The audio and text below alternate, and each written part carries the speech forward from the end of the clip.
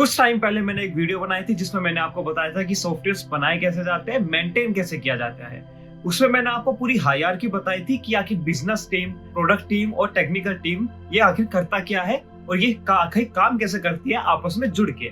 आज की वीडियो में मैं आपको बताने वाला हूँ टेक्निकल साइड के बारे में कि अगर हम जब प्रोजेक्ट बनाते हैं, जब भी हमें कोई बग आता है तो हम कैसे रिजोल्व करते हैं गिट की मदद से, या कैसे हम उसको डिप्लॉय करते हैं। सो आज की वीडियो में टेक्निकल साइड बताने वाले हैं कि जब भी कोई बग आता है या फिर जब भी कोई फीचर आता है और जब भी हमें डिप्लॉयमेंट करनी होती है तो कैसे हम टेस्टिंग करते हैं, कैसे हम उसको प्रोडक्शन पे लेके जाते हैं। आज की वीडियो में सब कुछ हम बताने वाले हैं। तो चलते हैं कंप्यूटर स्क्रीन पे।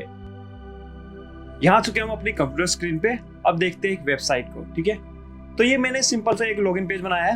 ओके, अब इस लॉगिन पेज को देखते हैं। सो इसमें क्या होता है, अगर मैं लिखता हूँ ऋतिक और पासवर्ड में भी लिखता हूँ ऋतिक तो कुछ नहीं होगा। अगर मैं यहाँ पे लिखता हूँ ऋतिक, एक बार देख लेता हूँ ऋतिक ही था ना सो हाँ, डबल के। सो अब मैं लॉगिन पे करता हूँ, देखो बूम मैसेज आ जाता है। ठीक है, फैंसी वेबसाइट नहीं है, कुछ नहीं है, मैं बस ये वेबसाइट बनाई है जिससे डिप्लॉय हो सके। एक सिंपल HTML पेज है। ठीक है, अब आते हैं हमारे कोड पे। कोड पे आपको दिखेगा एक सिंपल HTML फाइल है। ठीक है, इसकी हमने 3 ब्रांचेस निकाली है। अभी मैं इस ब्रांच को रिमूव कर देता हूँ पहले यहाँ से। हाँ ठीक है, देखिए अब यहाँ पे क्या होता है वो मैं आपको समझाता हूँ थोड़ा। हमने यहाँ पे ब्रांचेस बनाई है प्रोडक्शन, मेन, डिबग और फिक्स यूजर नेम लॉजिक। अब काम कैसे होता है वो मैं समझाता हूँ। प्रोडक्शन ब्रांच में वो कोड होगा जो आपका मेन यूजर को दिखेगा। ठीक है, मतलब आपने flipkart.com देखा है, amazon.com देखा है, वहां पे जो कोड दिखता है वो हम रखेंगे इस प्रोडक्शन ब्रांच पे। अब ये ब्रांच एक ऐसी ब्रांच है जिसमें आप कुछ नहीं कर सकते हो, सिर्फ मर्ज कर सकते हो किसी एक टाइम पे। जो हमारे हायर इंजीनियर्स होते हैं या जो हायर मैनेजर्स होते हैं उनके पास इसकी एक्सेस रहती है कि आप इसमें कोड को मर्ज कर सको और इसको डिप्लॉय कर सको। ठीक है, तो प्रोडक्शन क्या समझे आप, जो मेन यूजर को दिखेगा कोड, मतलब जो मेन यूजर को वेबसाइट दिखेगी या जो भी ऐप दिखेगी वो सारी प्रोडक्शन में जाएगी। नेक्स्ट आती है ब्रांच हमारे पास मेन एक ऐसी ब्रांच होती है जो हम अपने यूज के लिए रखते हैं टेस्टिंग करने के लिए, जिसको हम कहते हैं एक तरीके से UAT testing, user acceptance testing. तो इसमें क्या होता है, इसमें है हम मिमिक करते हैं जो रियल सिनेरियो होता है उसको। ठीक है, अब देखिए प्रोडक्शन वाली वेबसाइट रियल यूजर के पास चली गई और वहां पे जो रियल यूजर के पास वेबसाइट गई है वो कैसी दिखेगी उसको टेस्ट करने के लिए हमारे पास आती है कि मेन ब्रांच, जिसपे हम करते हैं UAT टेस्टिंग। अब इस पे क्या होता है, प्रोडक्शन से हम जब डिप्लॉयमेंट करते हैं हमारी मेन वेबसाइट डिप्लॉय हो गई, ऐसे ही हम एक और डिप्लॉयमेंट करते हैं जिसको हम करते हैं मेन ब्रांच से UAT टेस्टिंग के लिए। अब यहाँ पे क्या होता है वो हम थोड़ी देर बाद समझते हैं। अभी एक और ब्रांच दिखा देता हूँ। एक ब्रांच थर्ड आती है डिबग। आपने कोई कोड लिखा, ठीक है, अब आपको उसकी टेस्टिंग करनी है। बिल्कुल जो सड़ा हुआ एनवायरनमेंट होता है, सबसे बेसिक होता है जो डेवलपर्स के लिए होता है, वो होता है डीबग एनवायरनमेंट। अब धीरे धीरे इन तीनों को समझेंगे। अब सबसे पहले एक टास्क लाते हैं हम खुद के ऊपर। ठीक है, सबसे पहले होता क्या है, तो देखिए जब भी हम कोई ब्रांच निकालते हैं वो मेन ब्रांच से निकालते हैं। ठीक है, क्यों निकालते हैं वो भी थोड़ी देर में समझ में आ जाएगा। मेन ब्रांच पाते हैं जो कि है था हमारा UAT वाला एनवायरनमेंट। ठीक है, अब नीचे जाते हैं।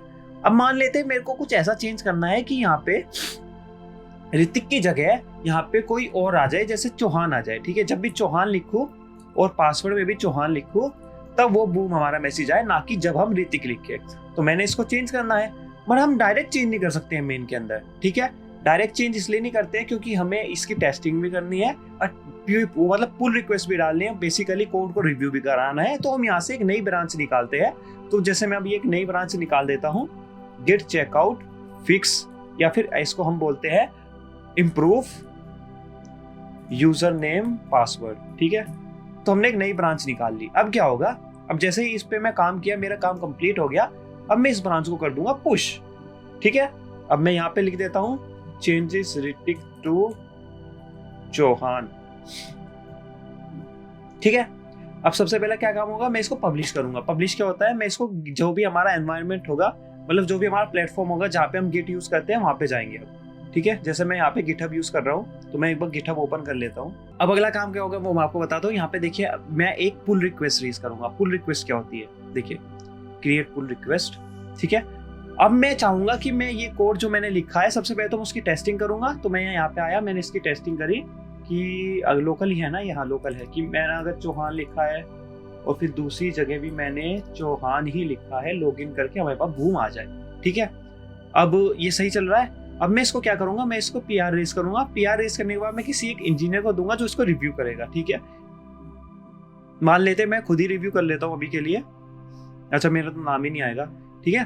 तो मैं इसको अप्रूव वगैरह यहाँ से करा सकते हैं, यहाँ से अप्रूव वगैरह हो जाती है। तो चौहान करके अब वो बंदा क्या करेगा, इंजीनियर इसको देखेगा, उस पर कुछ कमेंट लिखना होगा, कमेंट लिख देगा कि जैसे अगर मैं यहाँ पे कमेंट लिख देता हूँ कि why Chauhan and not Hrithik, ठीक है। तो ऐसे वो कमेंट कर देगा जो हमारा जो रिव्यू कर रहा है वो वाला इंजीनियर, ठीक है। अब सब कुछ सही हो जाता है, सब कुछ सही हो जाता है, तो वो यहाँ पे आएगा, इसको मर्ज कर देगा, मर्ज पुल रिक्वेस्ट। ओहो, यहाँ पे देखिए, हाँ कभी कभी आपके ऐसे कॉन्फ्लिक्ट भी आ सकते हैं, जैसे यहाँ पे दिख रहा है कि index.html में हमारे कॉन्फ्लिक्ट है जो रिजोल्व होने चाहिए, ओके। अब इसको रिजोल्व कर लेते हैं। यहाँ से रिजोल्व में पता चलेगा कि दो अलग अलग कोड लिखे हैं, एक में ऋतिक है, एक में चौहान है। तो हम क्या करेंगे, हम सिर्फ चौहान वाला कोड ले लेंगे, बाकी सारा इसको रिमूव कर देंगे। अब ये रियल सिनेरियो की तरह ही है। रियल सिनेरियो में बहुत कॉन्फ्लिक्ट आते हैं हमारे पास। मार्क एज रिजोल्व, कमिट कर दिया हमने उसको।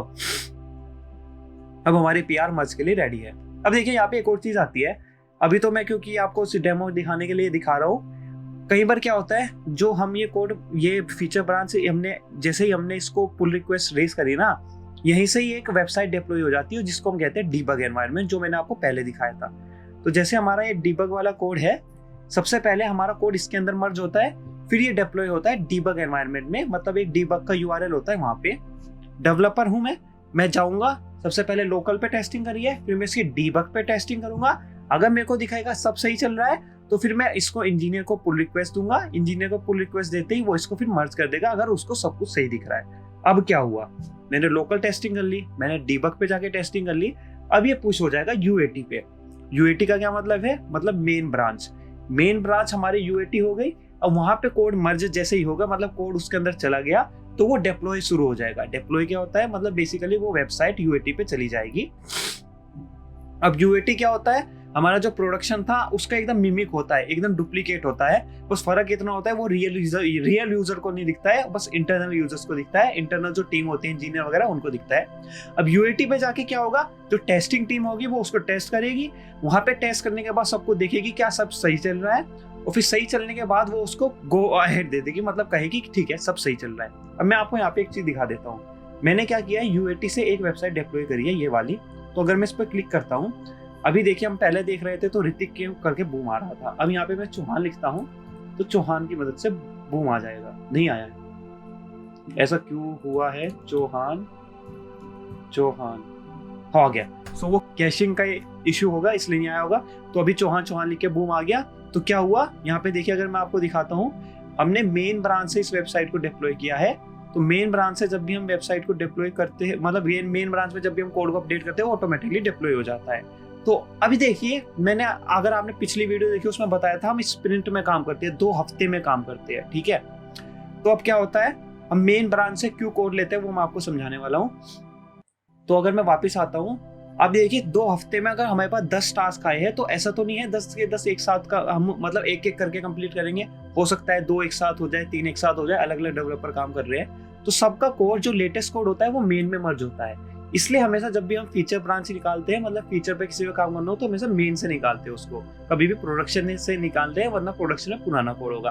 तो अब जो हम ये हमारी स्प्रिंट होती है, 2 हफ्ते में अगर हमने 10 टास्क पे काम किया है ना, अब यहाँ से क्या होता है, मान लेते हैं अब हमारा आ गया मंडे, ठीक है। 2 हफ्ते बाद हम क्या करते हैं, जैसे हमने मेन निकाला, गिट चेकआउट मेन, अब जो भी इसमें लेटेस्ट कोड होगा ना, हम उसको मर्ज कराएंगे प्रोडक्शन में, ठीक है। तो इसके लिए हम एक और ब्रांच निकाल लेते हैं, गिट चेकआउट। मान लेते हैं ये हमारी पहली रिलीज है, तो हम लिखते हैं रिलीज 1, ओके। अब मैं इसको पब्लिश कर देता हूँ, ठीक है। अगर हमें सब सही दिखा, QA ने टेस्टिंग कर दी UAT पे, डेवलपर्स ने डीबग और लोकल पे टेस्टिंग कर दी, सब कुछ सही जा रहा है, तो अब 2 हफ्ते बाद क्या होगा, 2 हफ्ते बाद मतलब जब हमारी स्प्रिंट पूरी हो जाएगी, तो हमने यहाँ पे एक रिलीज कर दी है। अब मैं इसको रिलोड करके क्यों नहीं आ रही है ये पुल रिक्वेस्ट, कंपेयर करता हूँ फीचर ब्रांच से, फीचर रिलीज 1 प्रोडक्शन।